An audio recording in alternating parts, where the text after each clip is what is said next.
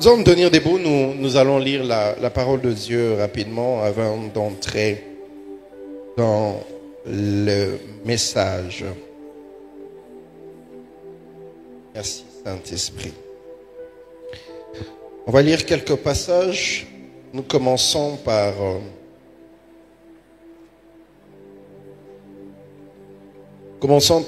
Actes des Apôtres, chapitre 13.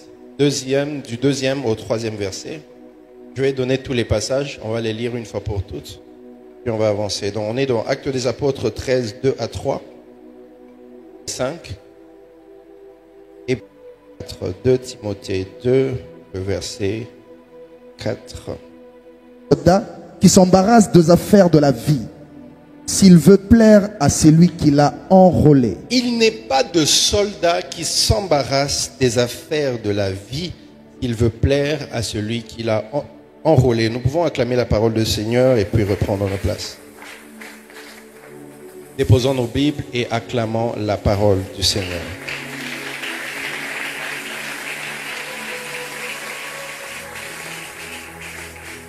Recharge 21 est...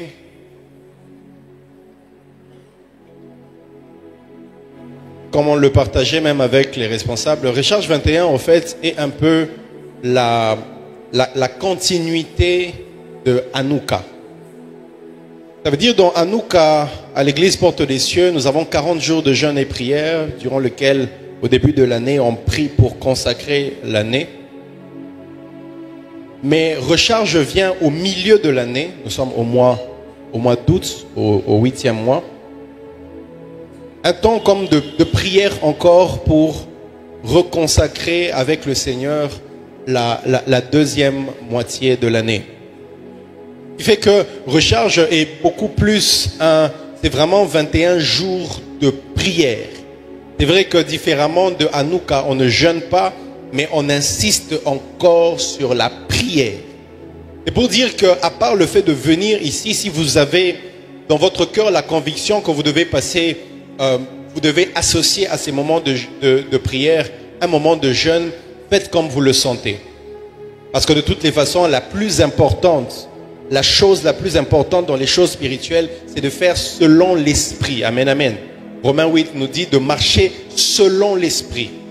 C'est l'esprit qui doit vous conduire. C'est l'esprit qui doit vous emmener à prier. C'est l'esprit qui doit vous emmener à intercéder. Il intercède en nous par des soupirs inexprimables. Donc durant ces 21 jours, que ce soit vraiment 21 jours de prière dans votre vie. Et nous ferons de notre mieux avec tous les orateurs qui vont me succéder aussi. C'est qu'on va plus donner de temps à la prière, plus donner de temps à chercher Dieu. On va essayer de raccourcir nos messages, mais de donner des messages poignants qui vont permettre à nos esprits de comprendre la pensée de Dieu et de nous abandonner à la prière. Voilà même pourquoi pendant que je serai en train de prêcher, si tu sens dans ton esprit que tu dois commencer à prier, ne te retiens pas. Vas-y, lâche-toi en prière. Nous sommes dans 21 jours de prière. Amen, amen. Et d'ailleurs même le thème de cette année-ci, c'est la consécration. Donc j'ai même envie de dire, nous sommes dans 21 jours de consécration à l'Éternel. Amen, amen. Et le thème que j'ai, par le Saint-Esprit, proposé de partager ce soir-ci, c'est la consécration, l'ordre de mission. La consécration, l'ordre de mission.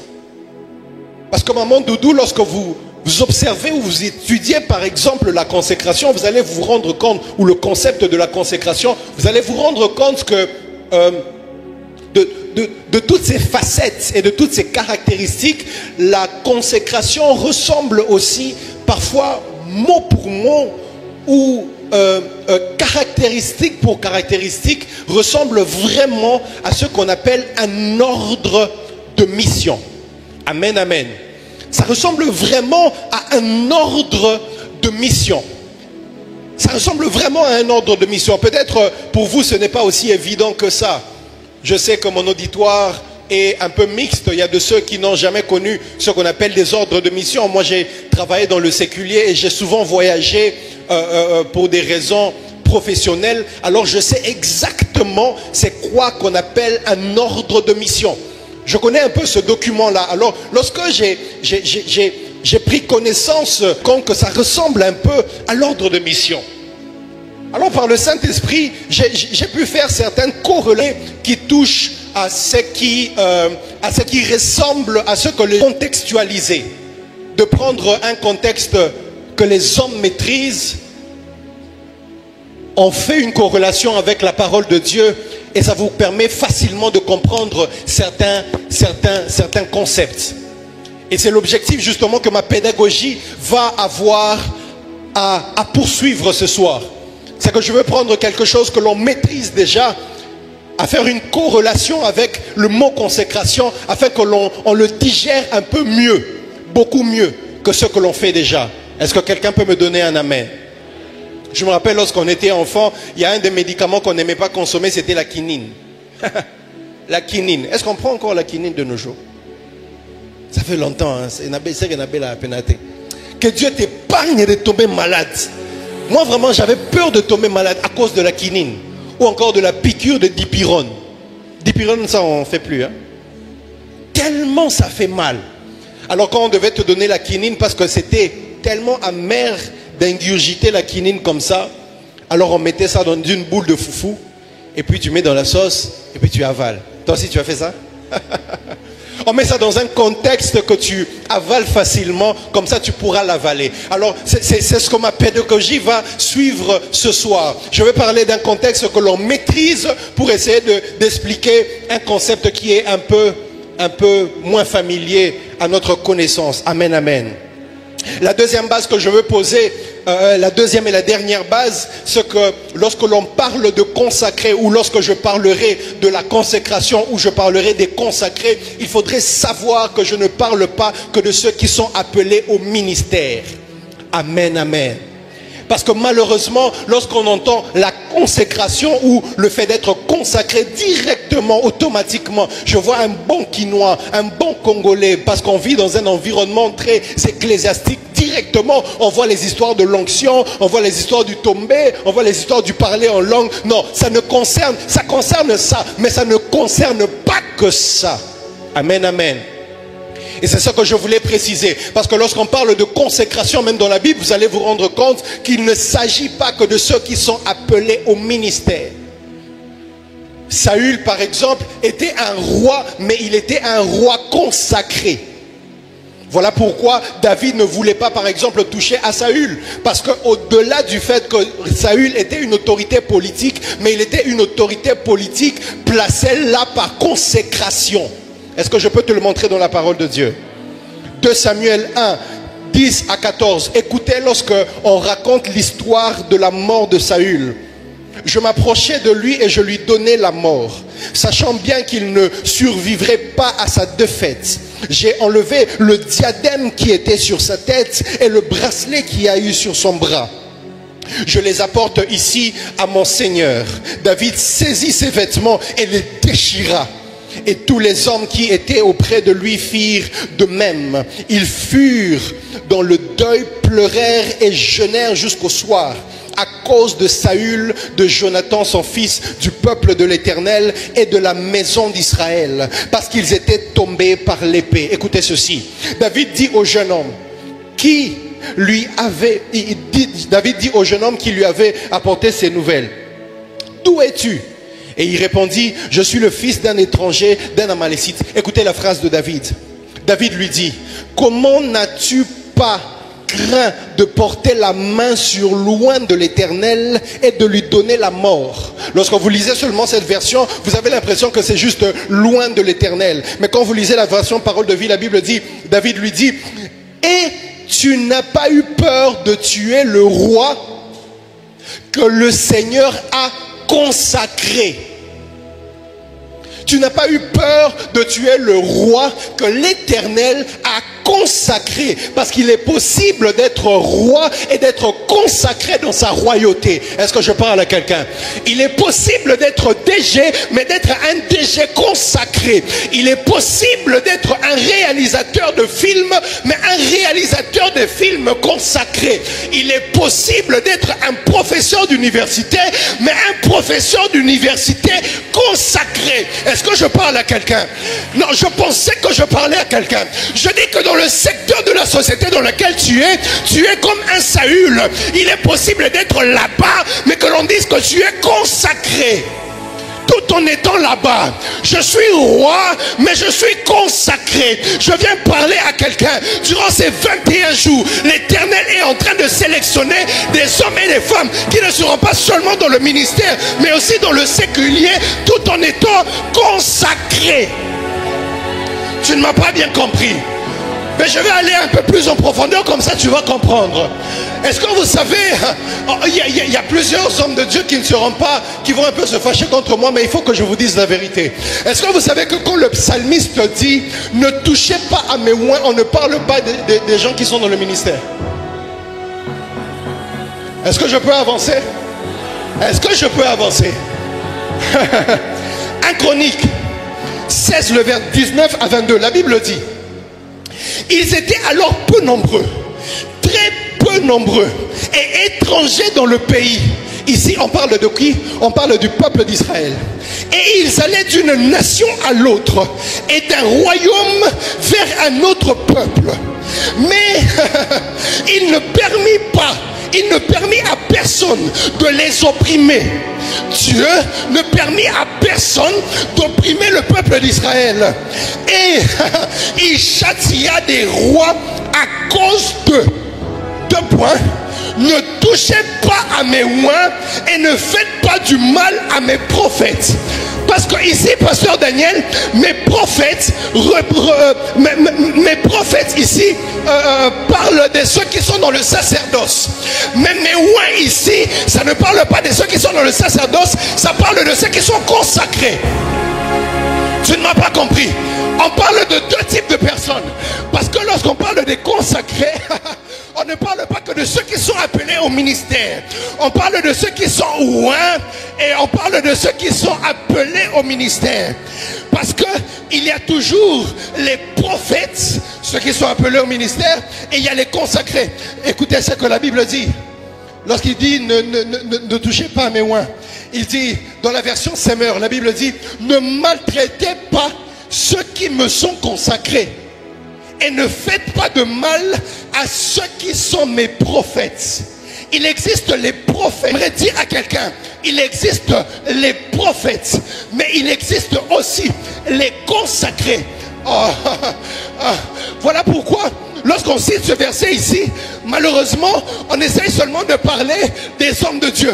Mais j'ai une bonne nouvelle pour toi. J'ai une bonne nouvelle pour toi.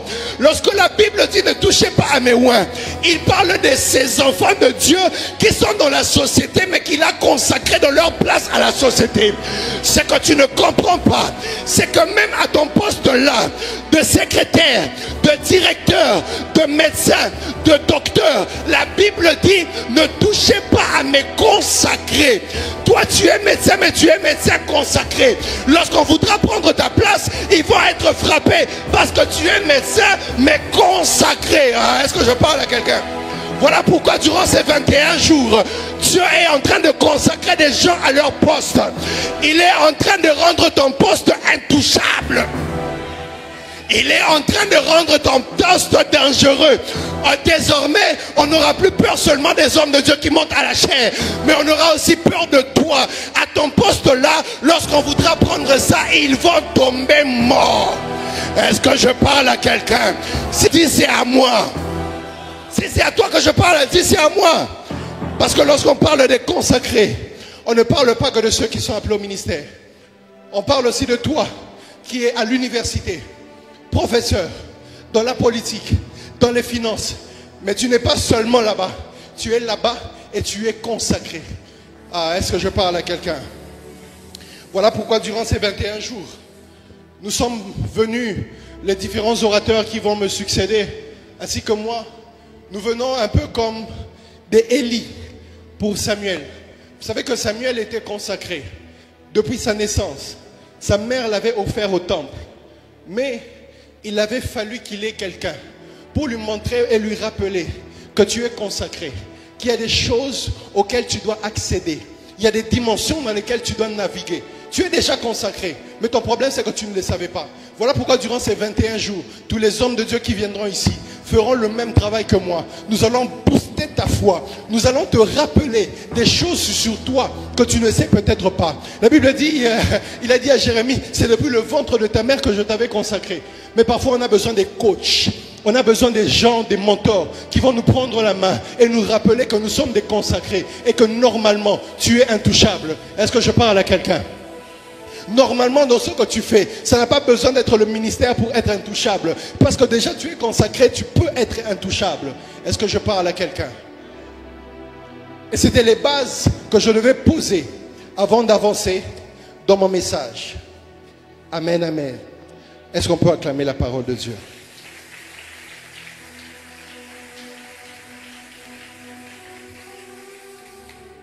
Je disais donc que je vais essayer de faire une corrélation avec l'ordre de mission. Mais je commence par définir l'ordre de mission pour que nous comprenions un peu mieux ce concept. Un ordre de mission est un document officiel, généralement écrit, émis par un employeur. Dis avec moi un employeur. Non, dis-le bien, un employeur. Qui autorise un salarié. Dis avec moi un salarié. Dis encore bien un salarié. Si tu n'es pas salarié, que l'Éternel te fasse la grâce de trouver de l'emploi et de devenir salarié dans le nom de Jésus. Si c'est le sujet de si c'est ton sujet de prière, ça s'attache à toi au nom de Jésus. Émis par un employeur qui autorise un salarié à faire quoi? À effectuer une mission professionnelle. Dis avec moi mission professionnelle. Où ça? En dehors de son lieu de travail. On va retenir les 4 éléments. Un employeur qui fait quoi? Il autorise un salarié à faire quoi? À effectuer une mission professionnelle. Où ça? En dehors du travail, de son travail habituel. J'aime la définition qui continue en disant, il précise les détails de la mission, notamment le motif, la durée, le lieu, les moyens de transport, et permet aux salariés de bénéficier de la protection sociale et du remboursement des frais liés à la mission. Il précise donc les détails de la mission. Et dans les détails de la mission, il y a souvent le motif, il y a souvent la durée, il y a souvent le lieu, il y a souvent le moyen de transport, et ça permet aux salariés de bénéficier de plusieurs autres avantages. Mais tout ça dans ce qui est défini dans la mission. Un employeur, un salarié, une mission et un lieu. Je peux reprendre? Un employeur, un salarié, une mission et un lieu. On est d'accord? Alors de ces 4 éléments, il y a plusieurs enseignements que le Saint-Esprit peut nous donner afin de comprendre le concept de la consécration. Le premier élément que le Saint-Esprit nous permet de comprendre, c'est lorsqu'on parle de un salarié. Un salarié, ça veut dire c'est une personne bien définie. Alors le premier point, je vais développer ce message en 3 points seulement. Le premier point, c'est la personne. Dis avec moi la personne. Dis encore avec moi la personne. La personne, c'est simplement à cause du fait que chaque ordre de mission est adressé à une personne spécifique. Amen, amen.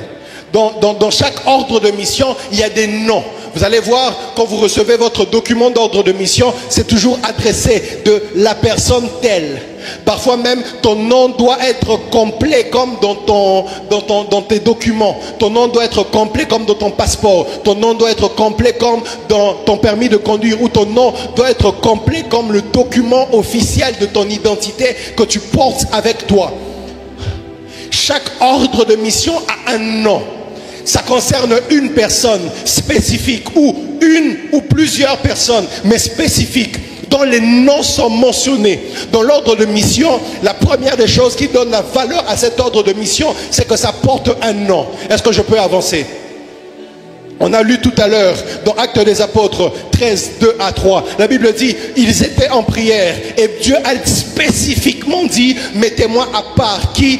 Barnabas et Paul, Barnabas et Saul, Barnabas et Saul, ils étaient ensemble, mais l'ordre de mission, de consacrer des personnes pour une mission bien précise, pour une tâche bien précise, concernait deux personnes dont les noms ont pu être clairement identifiés. Dis à ton voisin, ta consécration porte ton nom. Est-ce que je peux avancer? Déjà la première des choses que nous devons retenir de la consécration, maman Doudou, c'est que ça porte un nom. Et le nom que je suis en train de voir dans cette consécration, c'est ton nom à toi. Est-ce que je parle à quelqu'un? La première personne dont je vois, c'est ton nom à toi. C'est spécifique, ça porte ton nom. Ça ne porte pas le nom de ton voisin seulement. Ça porte aussi ton nom à toi qui entend ce message. Quand on parle de consécration, donc, on ne parle pas d'une foule. On ne parle pas des gens confondus. On parle des personnes spécifiques. Quand on nous emmène un message comme le message de la consécration, il faudrait savoir que c'est un message qui est d'abord individuel. On l'entend de manière collective, mais elle s'adresse à des personnes de manière individuelle. C'est un appel à une personne. Et la personne là, c'est celle qui entend ce message. Le message de consécration n'est pas pour ton voisin. Ce n'est pas pour les autres. C'est pas pour les autres. Ah, c'est pour eux, c'est pour eux. C'est pour mon voisin. Non, c'est à toi que c'est adressé spécifiquement. Chaque fois que l'on parle de consécration, il faut savoir qu'on parle à une personne dont le nom est bien précisé. Jérémie, on l'a aussi lu. Dieu dit à Jérémie, avant que tu ne sois conçu dans le ventre de ta mère, je te connaissais. Avant même que tu ne sortes, je t'avais consacré. Il l'avait consacré parce qu'il le connaissait. J'aime bien ça. On dit je te connaissais et puis on dit je t'avais consacré. Je te connaissais, je t'avais consacré. Parce qu'avant d'arriver à la consécration, on passe par la connaissance. Avant d'arriver à la consécration, on passe par l'identification de la personne à qui ça parle. On ne parlera jamais de consécration sans avoir parlé de connaître.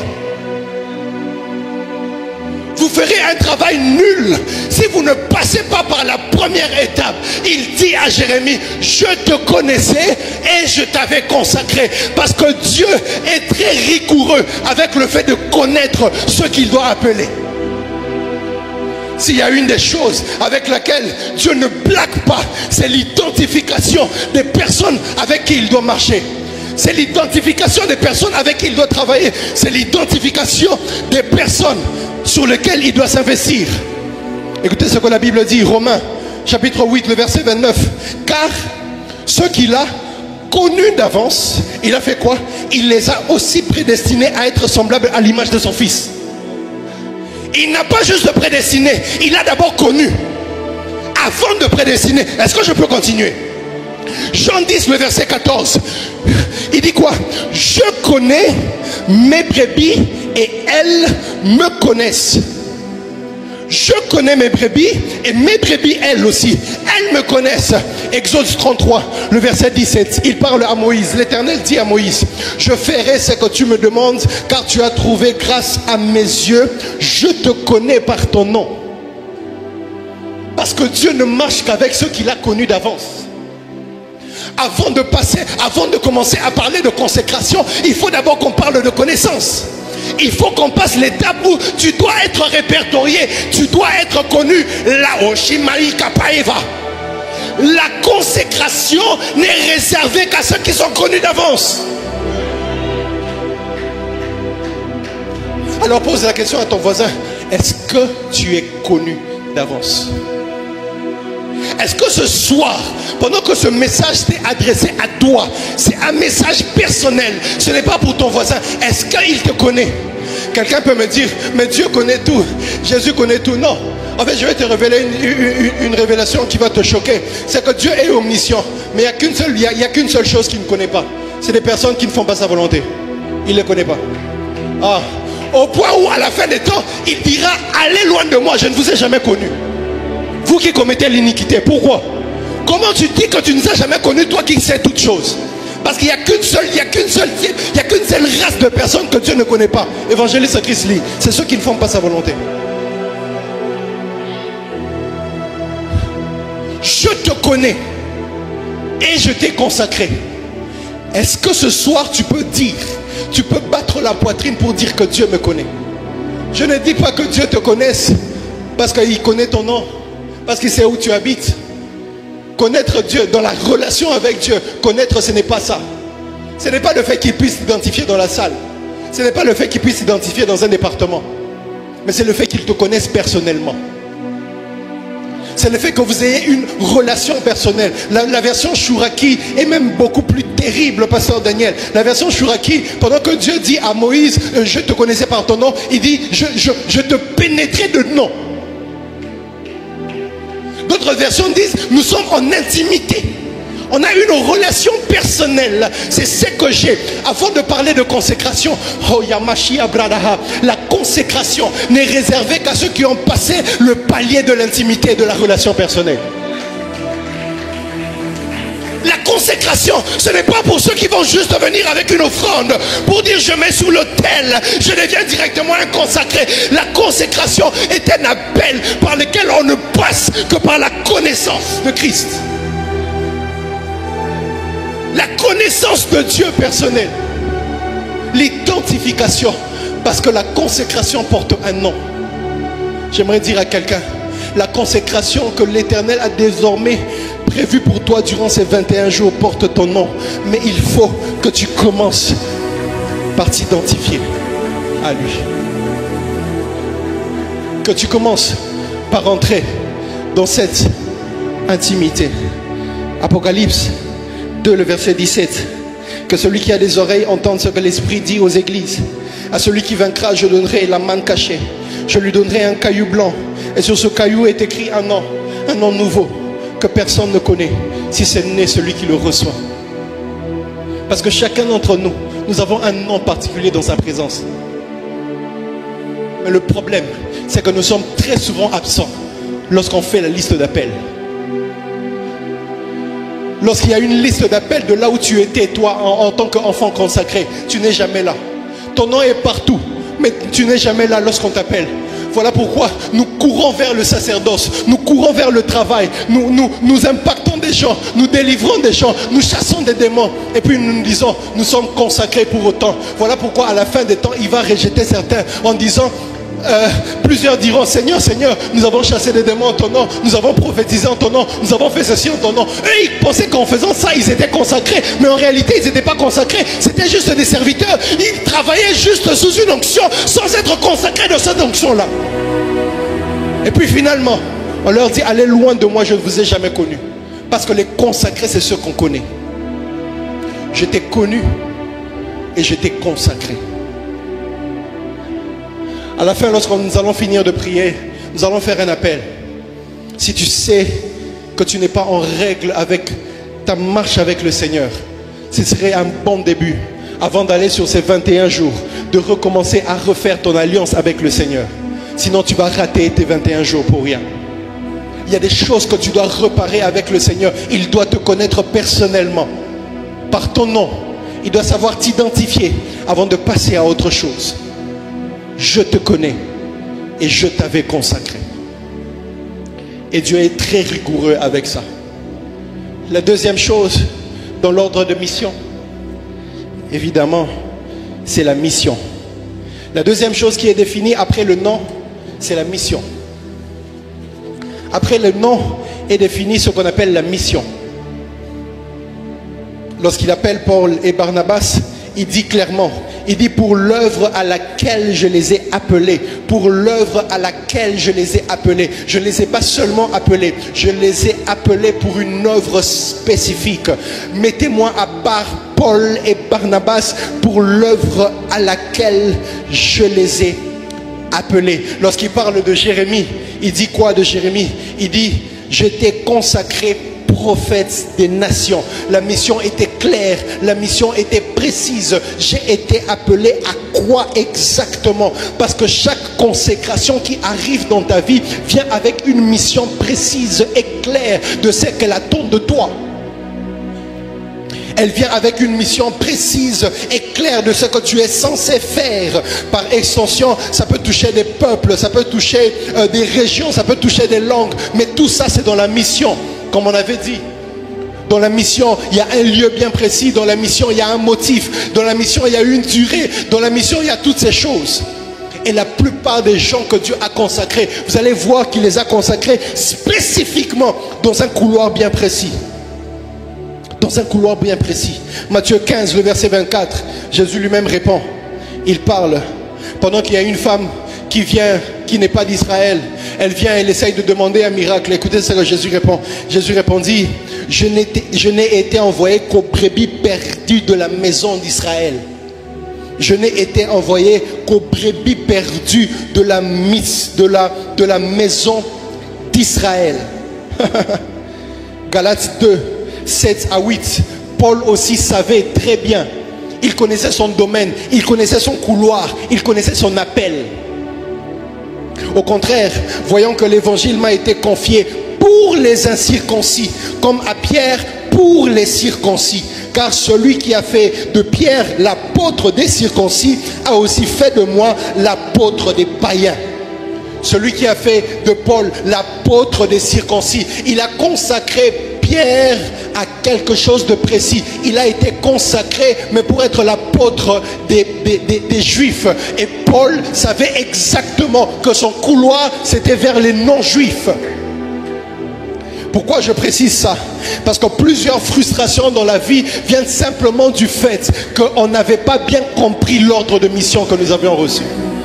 Tu vas dans un secteur dans lequel tu n'étais pas appelé et tu ne réussis pas comme l'autre là qui est en train de réussir et tu commences à le jalouser. Pourquoi? Ton problème c'était ton ordre de mission. Lui il est dans son ordre de mission. Si Paul va prêcher les Juifs comme Pierre, il n'aura peut-être pas autant de succès que Pierre.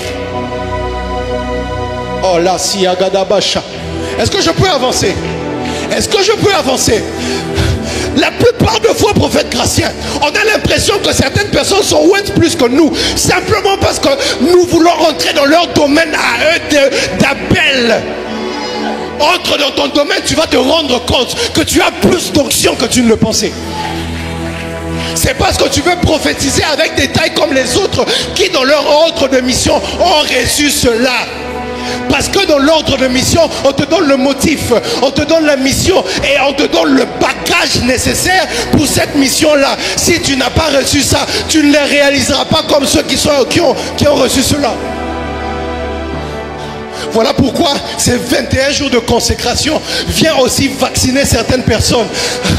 Un bon vaccin qui va nous aider à sortir des frustrations ecclésiastiques, à sortir des frustrations de mission, à sortir des frustrations dans lesquelles nous sommes de la vie. Parce qu'on veut aussi réussir comme l'autre. Frère, l'autre est appelé à la politique. Laisse-la dans son couloir, elle va réussir dans ça. Tu ne seras pas forcément politicien. Voilà pourquoi il y a des gens qui ont comme défini les contextes de la réussite en pensant que c'est forcément par cette voie-là. Non, non, non, non, non, il y a papa.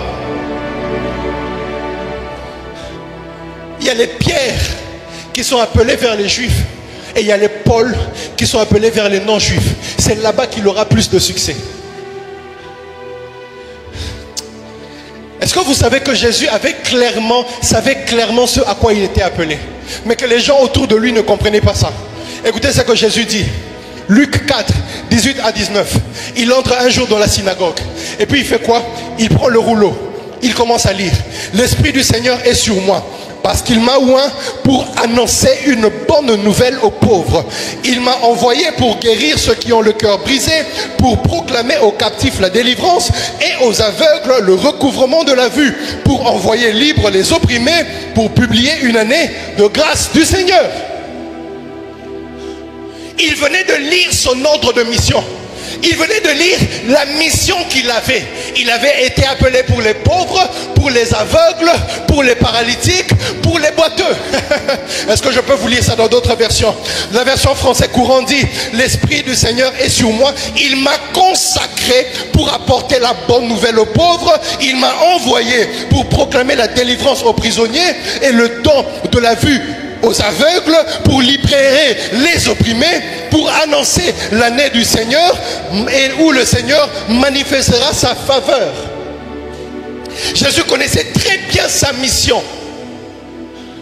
Mais est-ce que vous savez, pasteur Paul, qu'à un moment, Jean-Baptiste ne connaissait pas la mission de Jésus. Alors pendant qu'il était en prison, il envoie ses disciples poser une question à Jésus. Pourquoi? Parce que dans la tête de Jean-Baptiste, il pensait que Jésus venait en libérateur politique. Alors certainement, quand je peux dire ce que je veux sur la politique, de toutes les façons, le Messie est déjà là. Il va venir me délivrer. Même si on me met en prison, il y a un moment, il va venir me sortir. Mais il s'est rendu compte à un moment que depuis qu'il est en prison, le Messie est là, il fait sa vie, il fait les histoires qu'il fait, mais on ne le libère pas de la prison. Alors il perd un peu espoir et puis il envoie ses disciples, il dit, allez un peu lui poser la question, c'est lui qu'on doit attendre ou c'est quelqu'un d'autre? C'est lui qu'on doit attendre ou c'est quelqu'un d'autre? Parce que moi je suis en prison, on devait me libérer depuis longtemps. Toi tu es le Messie, tu es celui qui nous avait été promis. Pourquoi jusque-là? Pourquoi jusque-là moi je suis encore en prison? Il est allé poser la question à Jésus. Est-ce que vous vous rappelez de la réponse que Jésus avait donnée? Est-ce que vous vous rappelez un peu de la réponse que Jésus avait donnée? Non, si vous ne vous rappelez pas, je vais vous la lire. Matthieu 11, 2 à 5. Jean, ayant entendu parler de dans sa prison des œuvres de Christ, lui fit dire à ses disciples, es-tu celui qui doit venir ou nous devons attendre un autre? Jésus leur répondit, my God, allez rapporter à Jean les choses que vous entendez et ce que vous voyez. Les aveugles voient, les boiteux marchent, les lépreux sont purifiés, les sourds entendent, les morts ressuscitent. La bonne nouvelle est annoncée aux pauvres. Ça ne vous rappelle pas quelque chose qu'il avait lu? Il a rappelé son ordre de mission. C'est ça ma mission. C'était les boiteux, les aveugles, les morts, les pauvres. C'était pas libérer les gens des prisons là-bas. Frère, quand tu es dans ta mission, quand tu connais exactement quelle est ta mission, ça t'évite des frustrations et des combats inutiles dans la vie.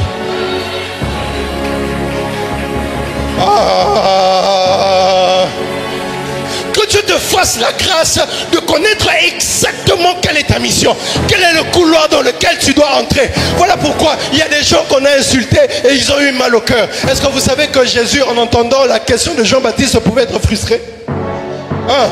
Mais oui, Jésus, en entendant la question de Jean-Baptiste, pourrait être frustré en disant, mais comment le Jean-Baptiste qui m'a baptisé, aujourd'hui il pose la question si c'est vraiment moi ou si c'est pas moi. Parce que parfois, lorsque les gens ne connaissent pas ta mission, ils peuvent t'insulter pour ce que tu es en train de faire. Abanda qui n'a doméno, et puis à continuer. Papa, toi tu n'as pas mon ordre de mission. Dans mon ordre de mission, je suis appelé à être pasteur, millionnaire, influenceur. Voilà pourquoi dans cette saison, tu entres dans ton ordre de mission. Tu vas faire tout ce que Dieu a prévu que tu fasses. Tu le feras et tu le feras bien. Donne-moi un amen. On va te critiquer. On va dire qu'il a perdu la vision. Lui, il avait bien commencé. Il était dans ça. Mais maintenant, il ne le fait pas. Papa, tu ne connais pas mon ordre de mission. Tu ne connais pas ce qui est écrit dans ma mission. Dans ma mission, j'étais appelé à être couturier, mais prédicateur. J'étais appelé à être chantre, mais...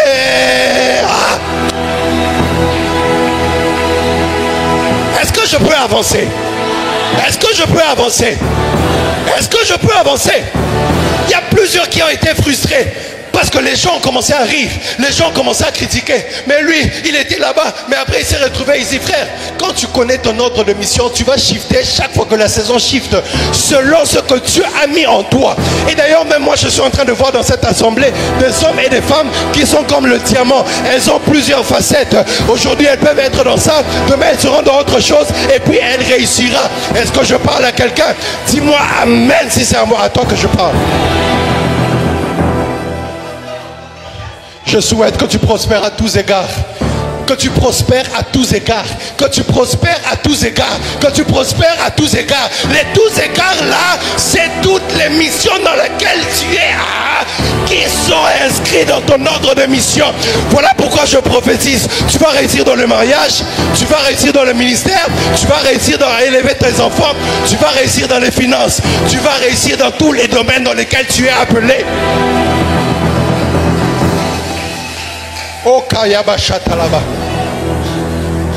Voilà pourquoi j'aime la phrase. Il y a une phrase qu'on n'a pas toujours très bien compris.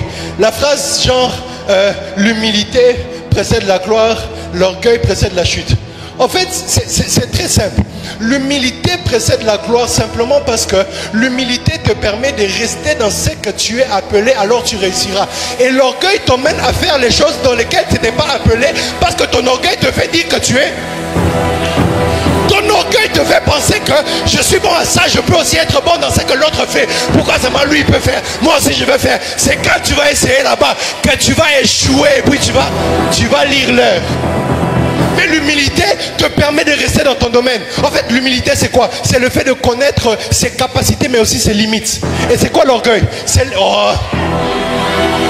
Et c'est quoi l'orgueil? L'orgueil, c'est simplement le fait d'ignorer ses capacités et ses limites. C'est juste ça.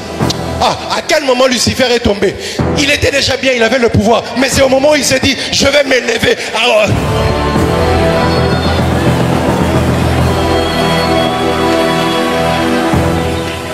L'orgueil, c'est simplement le fait de ne pas vouloir rester dans ses limites. Et l'humilité, c'est le fait de savoir que je suis bon, mais j'ai aussi des limites. Il y a des domaines dans lesquels je ne peux pas entrer. Je suis bon, je sais que je sais peut-être prêcher. Mais si je veux entrer dans les détails de prophétie comme mon frère Gratien, je ne vais pas entrer. Frère, je vais rester dans mon domaine. Voilà pourquoi l'humilité précède la gloire. Celui qui est humble ne fait que c'est à quoi il est appelé, alors il réussit. Oh my God. Troisième, et puis je finis. Est-ce que je peux avancer? La troisième chose que l'on retrouve dans l'ordre de mission, Pasteur Paul. La troisième chose que l'on retrouve dans l'ordre de mission. La Bible...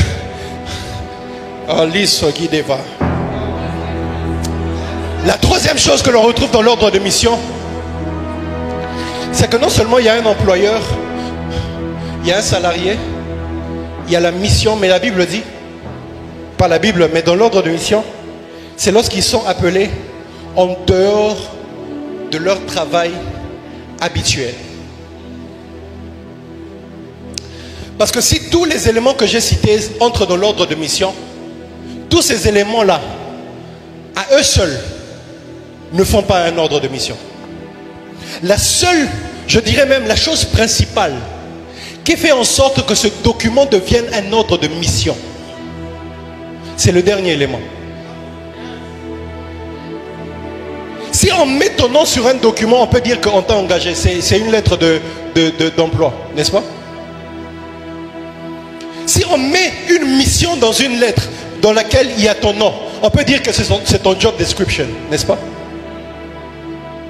Mais la chose qui fera de ça un ordre de mission, prophète Gratien, c'est le fait que ça te demande de quitter ton lieu de travail habituel pour aller travailler ailleurs. C'est à partir de ce moment-là qu'on trouve l'importance de dire, il fera peut-être toujours son travail, mais il doit abandonner certaines choses pour faire ce travail-là. Il fera toujours ça parce que dans la mission que l'on t'accorde, tu es peut-être ingénieur informaticien. Tu dois aller faire l'ingénierie et l'informaticien là. Mais tu dois laisser ta famille, tu dois laisser tes enfants, tu dois laisser tes amis pour aller le faire dans un secteur dans lequel eux, ils ne sont pas là. Et c'est à cause de ce déplacement-là, c'est à partir de ce déplacement-là qu'on trouve l'importance de se dire, il faut lui donner un ordre de mission. Parce que ça lui demandera un sacrifice. Le troisième élément que l'on retrouve toujours dans l'ordre de mission, c'est le sacrifice. Parce que maman Doudou, on ne parle jamais de consécration. Et retenez ça, on ne parle jamais de consécration s'il n'y a pas de sacrifice. Le sacrifice est même l'âme de la consécration. Quand il n'y a pas de sacrifice, il n'y a pas de consécration. J'aime d'ailleurs comme Lévitique est en train de le dire, Lévitique 7, quelque part, lorsqu'on parle des différentes offrandes, des différents sacrifices, la Bible parle des holocaustes, la Bible parle des offrandes, la Bible parle des sacrifices d'expiation, la Bible parle des offrandes de rachat, et puis la Bible parle du sacrifice de la consécration. Parce que lorsqu'il fallait établir Aaron et toute sa famille, il fallait qu'on tue un bélier, qu'on appelait le bélier de la consécration. On pouvait très bien les appeler directement et verser sur eux l'huile, mais non, Dieu a refusé ça. Pour avoir la consécration des gens qui doivent être à mon service, il faut qu'un bélier soit sacrifié. Le sang doit couler pour que l'on parle d'une consécration. Et à chaque fois, retenez-les, à chaque fois que l'on parle de consécration, il y a quelque part, par essence, le sacrifice. Le sacrifice. Le sacrifice. La consécration n'est pas une nomination. C'est un sacrifice. Quand Samuel a été consacré à Dieu, il pouvait bien faire beaucoup de choses de sa vie. Il pouvait devenir, je ne sais pas moi, il pouvait se marier. Il pouvait faire de grandes études. Devenir aussi un homme important dans la société. Mais quand on dit qu'on l'a donné au temple, ça veut dire qu'on a sacrifié toutes ses ambitions personnelles pour se consacrer à une mission bien spécifique pour l'Éternel. C'est là que ça devient intéressant. Parce que Maman Faïta, lorsqu'on parle des consacrés, comme je l'ai dit au départ, un Saül qui est roi mais consacré, un médecin qui est médecin mais consacré, un ingénieur qui est ingénieur mais consacré, un peintre qui est peintre mais consacré. Dès qu'on met le mot consacré, on voit le sacrifice. Parce que le sacrifice dans l'ordre de mission, c'est quand tu abandonnes ceux qui sont à toi. Tu abandonnes ta vie privée. Dans l'ordre de mission, une chose que l'on arrache à celui qui va en mission, c'est qu'on lui arrache ce pourquoi il vit. On lui arrache son environnement, ses amis, ses enfants, sa femme, son mari, sa maison. On lui dit, pour le travail ici, tu dois aller là-bas. Tu dois le faire là-bas. Parce que ce qui compte maintenant, ton travail il est bon, mais tu le fais pour un maître qui a besoin de toi. Et il a besoin de toi là-bas. Et il a besoin que ta connexion soit beaucoup plus avec ton travail plutôt qu'avec ta famille. Il a besoin que ta mission, ton travail soit plus connecté avec ton travail qu'à ton environnement. Soit plus connecté avec la mission qu'il a pour toi plutôt que les ambitions personnelles que tu as dans cette vie. C'est là que l'on rentre dans 2 Timothée, que l'on a lu, où Paul est en train de dire, il n'est pas de soldat qui s'embarrasse des affaires de la vie s'il veut plaire à celui qui l'a enrôlé.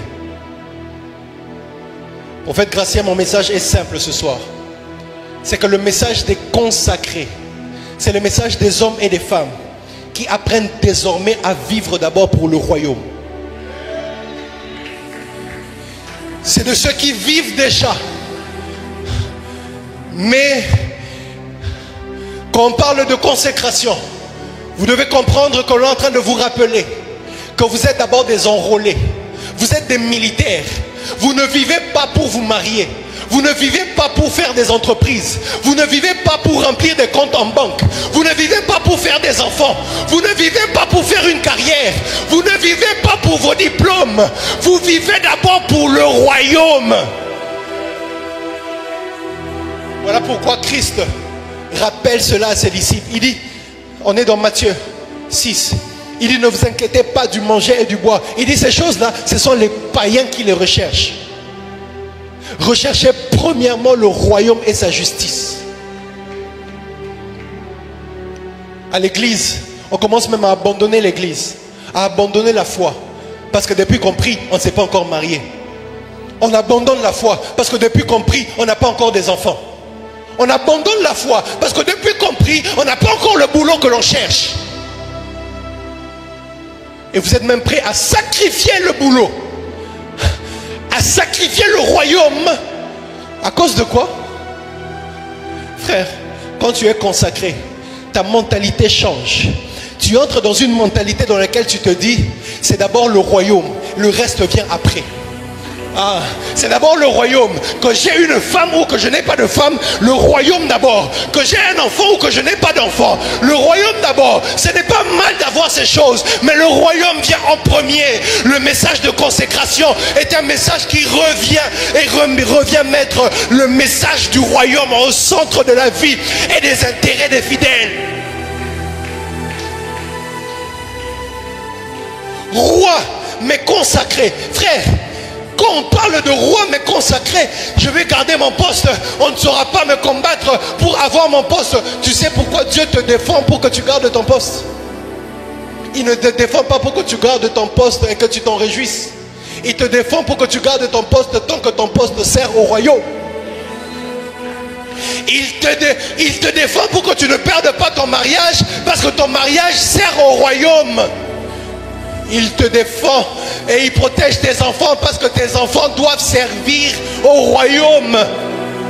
Le problème avec nous aujourd'hui, c'est que nous avons envoyé des pseudo-consacrés en politique, mais ils sont arrivés là-bas pour servir leur propre ventre et non servir le royaume. On pensait qu'on avait des chrétiens, qu'on envoyait dans les grosses sphères de la société. On était content. On a dit voilà, désormais, on a un DG qui est chrétien. Mais le DG qui est chrétien là-bas n'a aucune notion du fait qu'il est DG, mais consacré. Voilà pourquoi ce message vient nous rappeler, vous n'êtes pas seulement des chrétiens, vous êtes des consacrés là où vous êtes. Vous êtes des consacrés dans les postes que vous avez reçus, que Dieu vous a donnés. Vous êtes des consacrés. C'est un message qui nous rappelle, comme Anne, je cherche mon enfant. Mais il faut que je me rappelle, je dois me rappeler que mon enfant, ou tout enfant que je dois avoir, doit d'abord être pour le royaume. Tu as des enfants, mais à qui tu n'enseignes pas les voies de l'Éternel. Pourquoi tu les as eus? Pourquoi tu les as eus? Pourquoi tu les as eus? Ma femme est actuellement enceinte et elle doit accoucher incessamment. Mais j'étais en train de réfléchir avec le Saint-Esprit. Je disais, Seigneur, pourquoi tu nous permets d'avoir encore des enfants pendant que nous-mêmes on connaît comment ce monde ici est un monde perverti? Pourquoi je dois contribuer à engendrer des hommes, des humains sur cette terre qui est une terre pervertie? J'ai moi-même pitié déjà de mon enfant avant même qu'il ne vienne au monde. À voir comment le monde se pervertit. Je ne pourrais pas être avec lui à tout moment. Mais pourquoi tu nous envoies continuer à engendrer des gens dans un monde qui est aussi bizarre que ça? Jusqu'à ce que le Saint-Esprit me dise, en fait Jonathan, vous n'êtes que des canaux. Tu engendres des gens, mais quand tu les engendres, toi tu leur enseignes ce que toi tu sais et tu les laisses entre mes mains. Tu n'es que la voie par laquelle je vais réaliser ou emmener une génération qui doit faire certaines choses dans un dessein bien précis. Tu as des enfants et toi tu t'en préoccupes. Ce n'est pas à toi de t'en préoccuper. Toi engendre des soldats que tu vas relâcher pour le royaume de Dieu. Et le Saint-Esprit est le seul général qui va continuer avec ces soldats-là lorsque toi tu ne seras pas là. Tu sais pourquoi tu t'inquiètes beaucoup pour tes enfants? Parce que tu penses que c'est toi qui en as la charge. Mais quand tu te rappelleras que toi tu n'es que celui qui passe les relais. Tu n'es que celui qui permet la multiplication pour que par cette multiplication-là, Dieu atteigne quelqu'un avec lequel il a un dessein bien précis. C'est là que vous commencez maintenant à comprendre que même dans ton mariage ou même dans les enfants que tu dois avoir, Dieu a un plan aussi. Il a un plan avec ta vie sexuelle. Il a un plan avec ça. Voilà pourquoi sanctifie-la. Consacre-la à l'Éternel. Et on a relâché dans la société des chrétiens qu'on pensait être affermis, des chrétiens que l'on pensait être consacrés, mais ils sont arrivés dans les hautes sphères et ils n'ont rien fait pour le royaume. Ce message vient nous rappeler que partout où vous êtes appelés, si vous êtes appelés au ministère ou vous êtes appelés à la vie séculière, frères, soyez des consacrés dans ces domaines-là. Rappelez-vous que vous êtes là-bas mais pour une mission, que vous êtes là-bas mais en mission pour le royaume, en mission pour celui qui nous a appelés. C'est ce que Paul nous explique fièrement et sagement dans Romains chapitre 12, le verset 1er. Écoutez ce que Paul est en train de dire. Je vous exhorte donc, frères, par les compassions de Dieu, à offrir quoi? Vos corps comme un sacrifice vivant, saint, agréable à Dieu, ce qui sera de votre part un culte raisonnable. J'aime comment le dit Parole Vivante. Parole Vivante dit: je vous demande donc, frères, à cause de la bonne de la bonté que Dieu vous a témoigné. Écoutez ça. De lui consacrer votre être tout entier.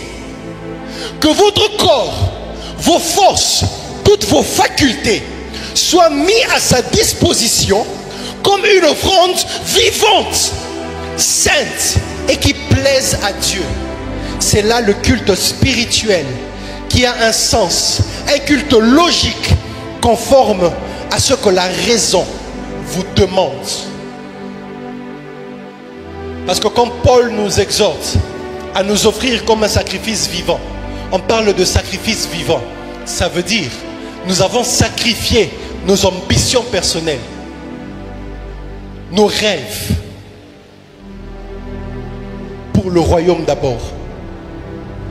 Voilà pourquoi Jésus pouvait dire, il n'est personne qui vient à moi qui ne doit haïr son père, s'il ne peut d'abord haïr son père, sa mère, ses frères. Pourquoi il nous dit ça?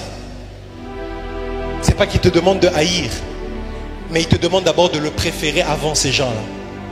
Parce que dans l'ordre de mission, il n'est pas un soldat qui, lorsqu'il est appelé par son maître, se préoccupe des affaires de la vie. Il se préoccupe d'abord de ce que son maître attend de lui. Et c'est le message que Dieu veut nous donner durant ces 21 jours de consécration. Que Dieu bénisse sa parole.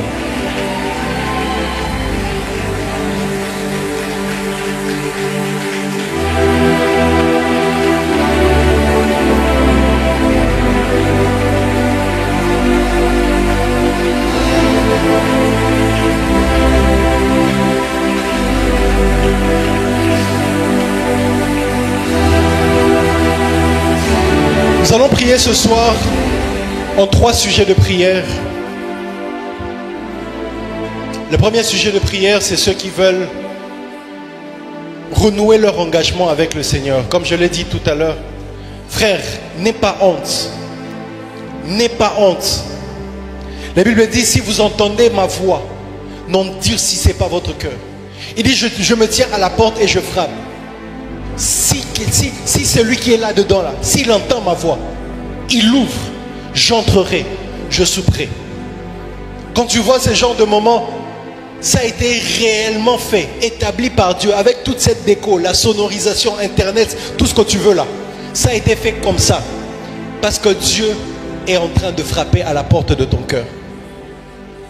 Est-ce que tu fais partie de ceux dont il ne connaît pas encore par le nom? Si tu n'as jamais donné ta vie au Seigneur Jésus-Christ comme Seigneur et Sauveur, j'aimerais que tu avances rapidement. N'aie pas honte et n'aie pas peur. Parce que c'est pour toi que ce genre de message est arrivé. Et même si tu es seul, sache une chose, qu'il se peut que ce soit pour toi que ce message était venu. Comme j'étais en train de dire, le message de la consécration est d'abord un message individuel. Tu es là, tu es assis et tu sais dans ton cœur que tu ne connais pas le Seigneur, que tu ne l'as jamais accepté dans ta vie. Tu passais peut-être, tu as vu l'affiche et puis tu te dis, je veux entrer, je veux un peu voir de quoi il s'agit. Si tu es là, n'aie pas honte mon frère ou ma soeur. Avance, nous allons prier ensemble. Et je vais donner un deuxième sujet. Le deuxième sujet, c'est ceux qui veulent renouer leur engagement avec le Seigneur. Tu sais que tu marchais avec Dieu, mais depuis un temps, tu es conscient, en âme et conscience. Et d'ailleurs même, pendant que je parlais, le Saint-Esprit te parlait dans ton cœur. Et il te faisait comprendre que c'était de toi qu'il s'agit. Que c'était toi qui devais réparer certaines choses. De là où tu es, on va encore prier avec toi. Et le troisième sujet de prière que je donne, ce soir avec lequel on va prier, c'est ceux qui veulent faire un sacrifice, veulent s'offrir à Dieu. Durant ces 21 jours, ils ont compris que ce sont des jours durant lesquels ils doivent prendre conscience et ils doivent bouger quelque chose dans leur vie pour Dieu. Ils ont compris en fait que durant tout ce temps, ils étaient avec Dieu, mais ils étaient avec Dieu dans leur zone de confort. Mais qu'ils doivent maintenant sortir de leur zone de confort pour aller quelque part. On va aussi prier avec ces personnes. De là où tu es, élève ta voix, prie le Seigneur. Élève ta voix et prie le Seigneur. Élève ta voix et prie le Seigneur. Tu veux dire, Seigneur, je veux refaire mon engagement avec toi. Je ne te connaissais pas, mais maintenant je veux te connaître. Je veux que tu me connaisses par mon nom. J'aimerais vivre avec toi. J'aimerais vivre pour toi. Ou encore, Seigneur, je m'étais éloigné de toi. Et je reconnais que je me suis mal conduit. Mais maintenant, je veux revenir comme le Fils prodigue. Je veux revenir à ta grâce. Je vais revenir entre tes mains. En abandonnant l'iniquité. En abandonnant le péché. En abandonnant le mal. En abandonnant tout obstacle. Ou encore en abandonnant toutes ces choses qui me rendaient trop lourd pour entrer dans ta grâce. Seigneur, je viens te prier parce que je me rends compte que jusque-là, je ne vivais que pour moi-même. Je vivais pour mes ambitions personnelles. Maintenant, je veux apprendre à vivre pour toi. Élève ta voix et prie le Seigneur. Élève ta voix et prie le Seigneur. Alabasha. Akento machite. Akondo machite labaya. Indeli e makundi ya makalabaya. Izezo blaki temele kaya baso. Inkentulia machindeli ya katopampa. Arrive lisoka inekoza kaya manara. Agino masinde. Agino masinde. Agino masinde. Frère, on est là pour prier. On est là pour prier. On est là pour ça. Il n'y a pas un autre moment durant lequel que tu dois attendre pour faire une autre chose spécifique. On est là pour ça. C'est maintenant l'heure de prier. C'est maintenant le moment que le Saint-Esprit avait prévu pour te parler, pour te visiter, pour marcher avec toi.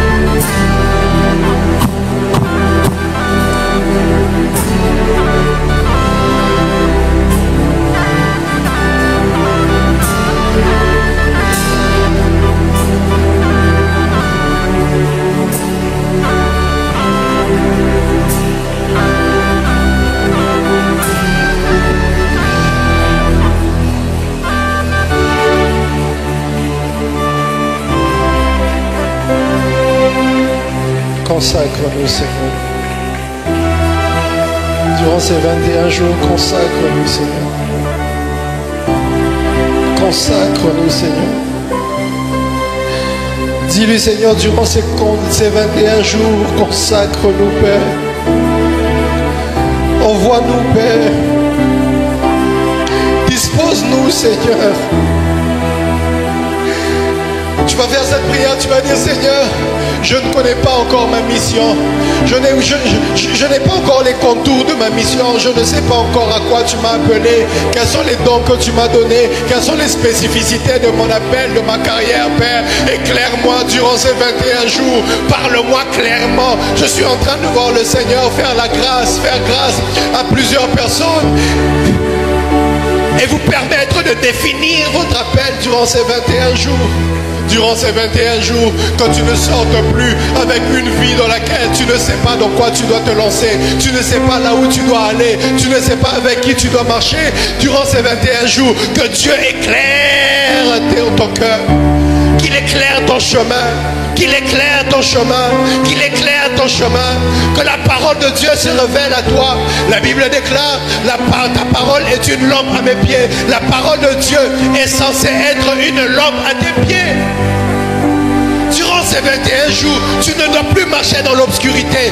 Là où il y a l'esprit, il y a la lumière. Que la lumière vienne à toi. Durant ces 21 jours, éclaire mes ténèbres. Éclaire mes ténèbres. Éclaire mes ténèbres. Là où c'est des ténèbres, Seigneur, éclaire-moi. Montre-moi avec qui je dois marcher. Montre-moi avec qui je dois collaborer. Montre-moi avec qui je dois travailler. Montre-moi là où je dois aller. Montre-moi ce avec quoi tu m'as appelé. Montre-moi qu'est-ce que tu m'as donné comme bagage. Pendant ces 21 jours, Père, que Dieu te fasse la grâce d'être éclairé, de voir, de comprendre ta mission sur terre, ta mission dans l'église, ta mission dans la société. Je suis appelé dans ce secteur-là, mais qu'est-ce que tu attends de moi? En tant que médecin, qu'est-ce que tu attends de moi? En tant qu'étudiant, qu'est-ce que tu attends de moi? En tant que professeur, qu'est-ce que tu attends de moi? Dans mon secteur d'activité, dans mon secteur d'influence, je veux te servir, Seigneur, mais je ne sais pas qu'est-ce que je dois faire.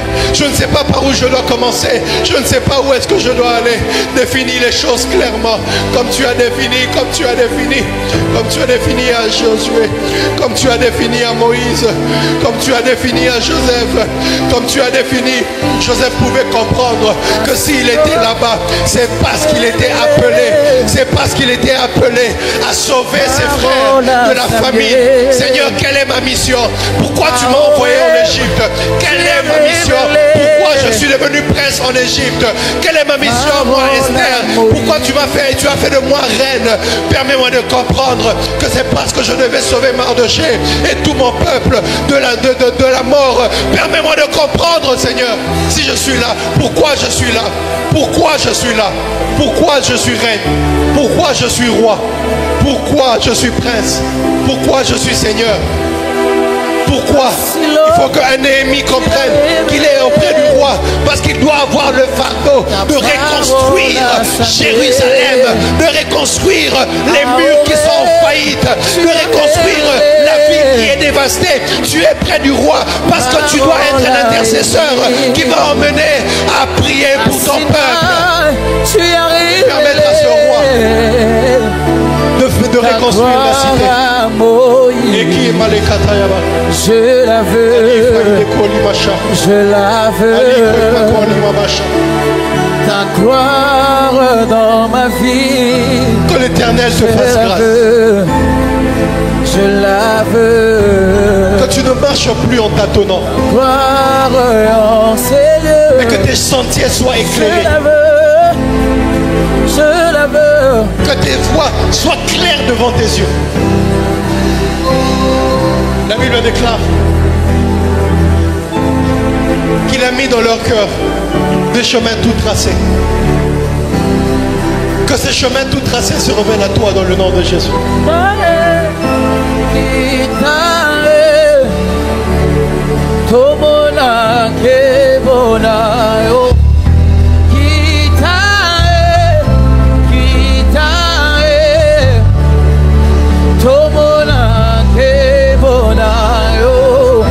Kita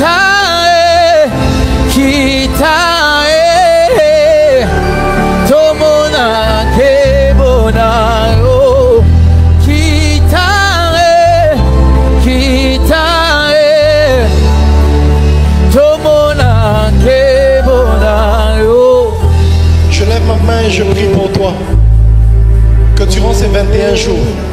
Que ce soit 21 jours durant lesquels ton chemin sera éclairé au nom de Jésus. Tu sauras exactement là où Dieu t'a placé, qu'est-ce qu'il t'a donné, avec qui tu dois marcher, qu'est-ce qu'il attend de toi, que dans là où l'Éternel t'a placé, durant ces 21 jours, l'Éternel éclaire tes ténèbres. L'Éternel éclaire tes ténèbres. L'Éternel éclaire tes ténèbres. Tu es peut-être dans un département, mais tu ne sais même pas pourquoi tu étais vraiment là. Durant ces 21 jours, Dieu te fait grâce. Tu comprends ta mission. Tu comprends les armes que tu as reçues pour ta mission. Tu comprends les capacités que tu as reçues pour ta mission. Tu vois les grâces que tu as reçues pour ta mission. Tu comprends même les partenaires que tu as reçus pour ta mission. Ces 21 jours sont pour ça. Et je lève ma main droite. L'Éternel fait ça avec toi. Dans le nom puissant de Jésus, on acclame le Saint-Esprit.